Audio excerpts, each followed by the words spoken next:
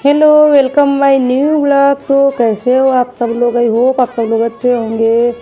और अभी जितने भी ब्लॉग मैं अपलोड कर रही सारे के सारे ब्लॉग बहुत दिन पुराने मैं क्लिप बना के रखी हुई थी, पर अपलोड ही नहीं कर पाती थी। तो जैसे जैसे मम्मी की तबीयत ठीक हो रही है, मेरे पास टाइम हो रहा है, तो वैसे वैसे मैं जितने भी पुराने ब्लॉग बना के रखी हूँ उसको अपलोड करती जा रही हूँ और साथ में आप लोग के साथ शेयर भी कर रही हूँ। तो ये ब्लॉग उस दिन का है जिस दिन मैं मम्मी से मिलने हॉस्पिटल गई थी, और इससे पहले का जो ब्लॉग अपलोड की थी उसी दिन का है। तो शाम के टाइम पे हम लोग को जाना था घर पे, क्योंकि दीदी के बच्चे और मेरे बच्चे सभी लोग हॉस्पिटल आ चुके थे।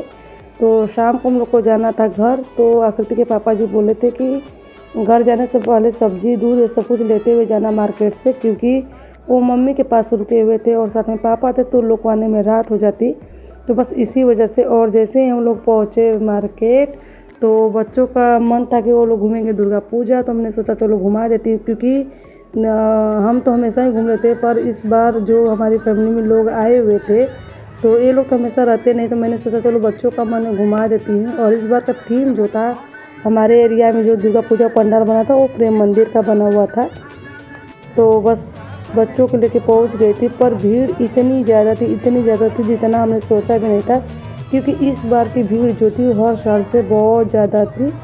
पर जैसे तैसे हम लोग पंडाल में पहुँचे, और एक तरह से गुस्सा भी आ रहा था। मैंने सोचा था कि कल मैं इन लोग को घुमाऊँगी, मतलब एक दिन बाद के लिए सोची थी, पर बच्चों का मन था कि नहीं उनको आज ही घूमना था। तो बस हम लोग लेके आ गए थे पंडाल तक, और जैसे तैसे उन लोग को दुर्गा पूजा दिखाया।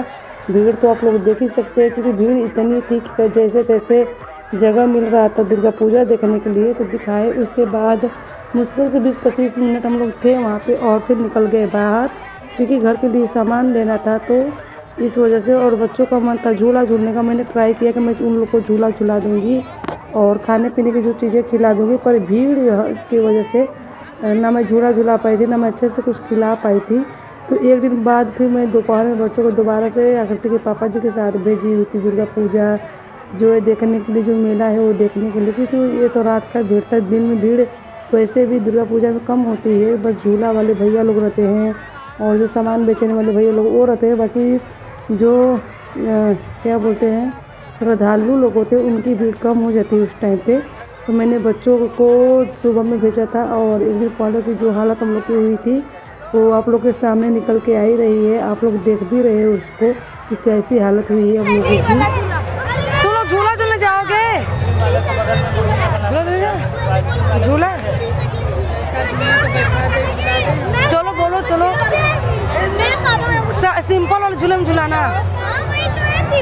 चलो वहाँ चलना पड़ेगा झूले के पास, उसमें झूलाओगी ज़्यादा ऊपर, उतना ऊपर सब जाएंगे। और छोटा वाला नीचे है इसलिए पूछ रहे हैं। पानी नीचे देख के चलो।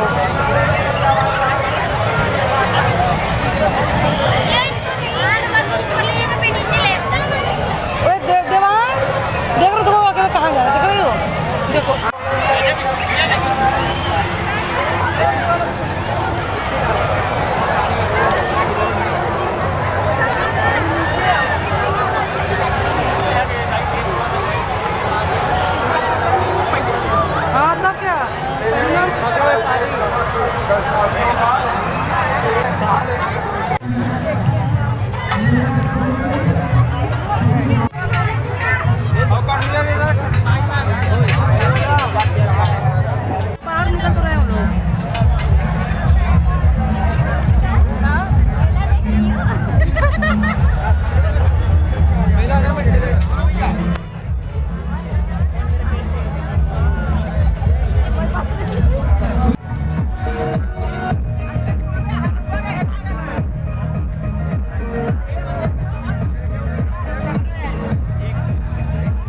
अभी कुछ ही क्षणों में काशी के लोकप्रिय मेयर श्री अशोक तिवारी जी हम लोग के बीच में आने वाले हैं।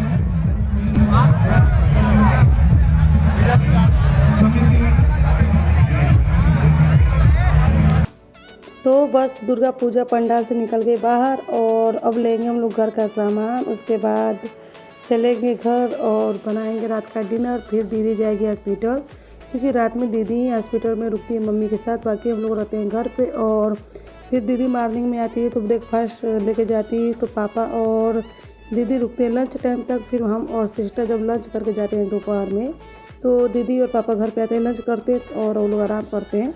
तो इस तरह से हम लोग का रूटीन बना हुआ है। और बहुत लोगों के मन में सवाल ये होगा कि मम्मी हमारे यहाँ पे ही क्यों रुकी है, घर पे क्यों नहीं गई। तो मैं आप लोग को बता दूँ कि वो इस वजह से नहीं गई है क्योंकि हम लोग वहाँ मायके में फर्स्ट फ्लोर पे रहते हैं, और जो हम लोग का ग्राउंड फ्लोर है वहाँ पे पापा और भाई का जो बिजनेस चलता है उसके सामान रखे हुए हैं।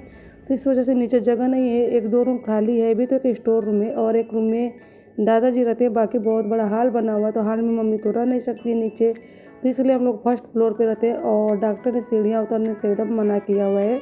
मम्मी को ना सीढ़ियाँ उतरनी है ना चढ़नी है, लेकिन कुछ चीज़ें ऐसी हैं जिसके लिए मम्मी को वहाँ से सीढ़ियाँ नीचे उतर कर आनी पड़ेगी। तो बस यही रीज़न है, और यही रीज़न की वजह से मम्मी मेरे यहाँ पे रुकी हुई है। थोड़ा मम्मी को जब आराम हो जाएगा, जब सीढ़ियाँ चढ़ने के लिए डॉक्टर बोल देंगे, तो मम्मी चली जाएगी।